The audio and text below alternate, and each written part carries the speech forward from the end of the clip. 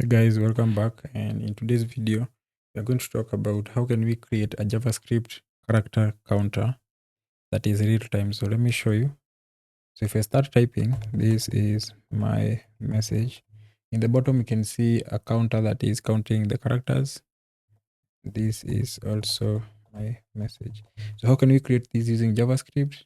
And without wasting time, let's get started. So first thing first, let's create an index.html file, a CSS style.css file, and then a script.js.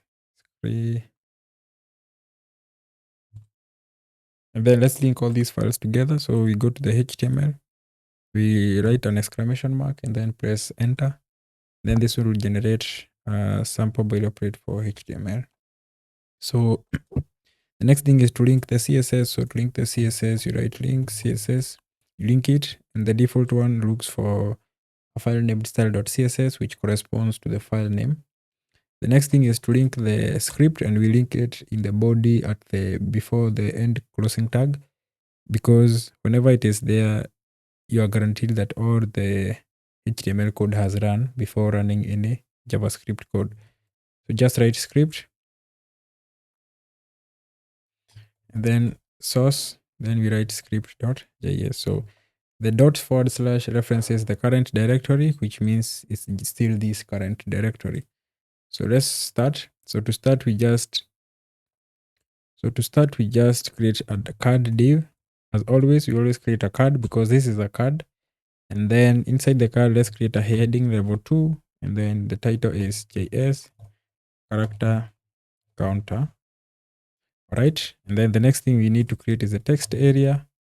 And then we don't need the name because right now we are not going to use the form submissions. So we are just going to reference the element as it is. We also don't need an ID because we don't have a label. We don't have all that. And also we only have one text area. So that means we can reference it by its tag name. So the next thing I would need is the placeholder. So I think it's time to go live. So if we go live, I showed you how to go live using the live server extension. This is what we have. Let's add a placeholder. Then you can say enter your text onto dot.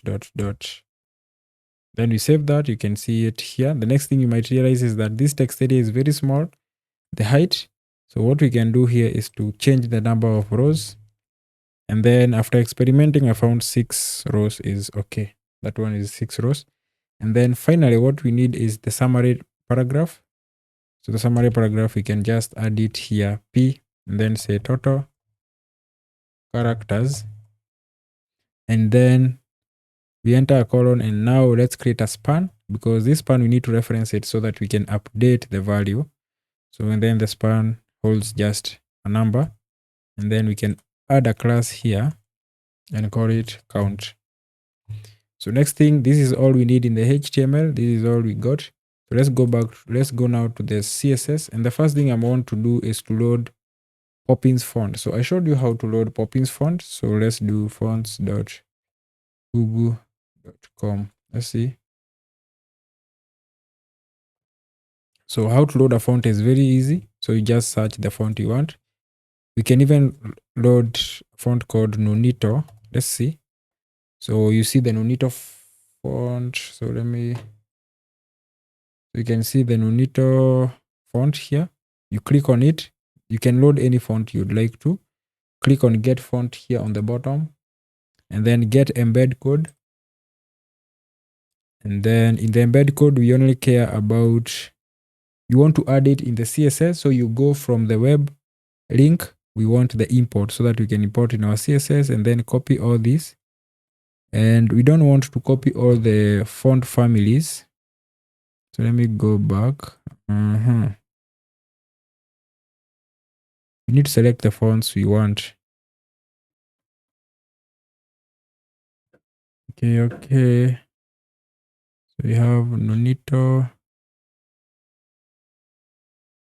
So let's go back and see. I want just to select some fonts, not all. Okay, I don't get where it should be. I just want two variables. So let's just get the Nunito.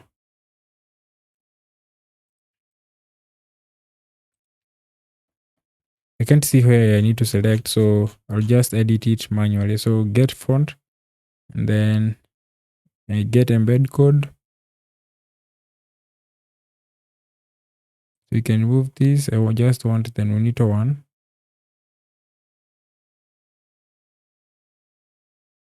Okay, I've seen it. So we just select the one value, and the weight we want is 400, and maybe semi bold. I think those two are great. And then we don't care about the italics. Just care about the italics, and then that's it. And then you go to the import, and then I'll copy this, Command C, and then paste it in your CSS. Then let's get out of there, and then we have loaded just two. So we loaded, I think 600. I think we loaded weight at, let's do 400. I can change here and say 400 and 500 and 600, and then the display is swap. So let's move on. That's how you add fonts. Then let's add the default CSS styles. So you start with the margin of 0, a padding of 0 on all elements. Let me make this big now, like that. And then the box sizing, border box. Then let's style the body, and in the body, the background color, I have a background color predefined. So it is hash E2 A1 6F. That's the background color I chose. Then if you add that, you can see now even our card is pushed to the end. So the next thing we need to do is to add the font family. We imported the font, then we need to add the font family. Right, so we can say font family, and then let's grab Nunito. And then as a default, if it doesn't exist, we start with the sans serif. If you can see, the font has shown. Next thing, let's add padding to the body of 2rem so that these items are not at the edge. And then next one is to add, let's add a display of flex here, and then justify content to the center. We want it to be in the center of the screen. You can see it in the center of the screen. So that's very nice. So next thing, let's style the card. So we can just grab the dot card. And then how we start is we give it a width. We can start with a width of 400 pixels on the card. For now, you won't see it. And then let's add a background color to the card. So the background color I chose is hash FFF0DD. Okay. And the next thing, you can see the card is too wide. Let's add a padding. So we are going to add a padding of 1 rem. All right, you can see here, this one is too sharp. Then let's add border radius of 5 pixels. That looks a bit nice. Then the H2 is very, very large. So this is the heading level 2. So we can select it, H2, then say text aligned to the center. We want it to be in the middle, like that. And then let's add a font size of 1 rem. Let's see. I think 1.4 rem. All right, that looks nice. The next thing is that you can see the text area does not take up the full width. So we can grab the text area and then give it a width of 100%. It looks a bit nice now. The next thing is to make sure in our card, we add a display of flex so that we can add a gap between these elements. So just the display flex direction column, and then a gap for pixels. Okay, you can see we have some spaces. The next thing you might realize is that the text area is very close to the edges, this text. So we can give a padding of 0.3 rem there. Now it looks a bit nice. The next thing is to align this also in the middle. We're going to say align items the center. Right, I think we can add, can say maybe 6 pixels here. I think that would, all right, I think that's okay. I think that's okay. Let's go to the JavaScript now. And the first thing I always do in the JavaScript is to alert so that I can know the JavaScript is working, and then you can see the alert means it's working. So in JavaScript, we say that in JavaScript, it's just to change behaviors in the HTML to make sure it's not static. So the first thing we need is we need access to the text area so that we can get the characters inside the text area. The next thing, we add an event listener to the text area. So whenever there is a change in the text area, we can run some specific function that will update our count span. So what we do here is first we get the access to the text area. You can say document dot query selector, and then we grab the text area. I say that since we only have one text area, we don't need to care about adding IDs in the text area because it's one text area. We can still access it using its tag name. The next thing we need access to is the count variable. So we can say count const count is equals to document dot query selector, and then we grab the dot count span. After getting the dot count, the next thing is to add an event listener to the text area. And the event we want is not the change event. The change event gives us the change after you unblur. Unblurring means if I finish typing, then unblur means unfocusing. That's when the change event fires. We don't want that. We want to fire on any change. If I write D, that event should fire. Write F, that should fire. Space should fire. So that event is called the input event. And then as a function, let's create a function that handles that. So we can say function dot change takes in an event. And the reason I say that, the reason I can write a function, I can use a function before declaring it is because in JavaScript, we have a concept called hoisting, which moves function declarations to the top before executing the file. That means this function will be moved to the top before executing this line. That's why we can access handle change function even if we defined it below. All right, the next thing is to get the value from the text area. So we can say value is equals to the event. We grab the target. I showed you why we get the target. The target gives us the target element. If you want to see more details about the event, you can console log this event and see more details. But in our case, we just want the target and then grab the value from it. So next thing, we can console.log the value.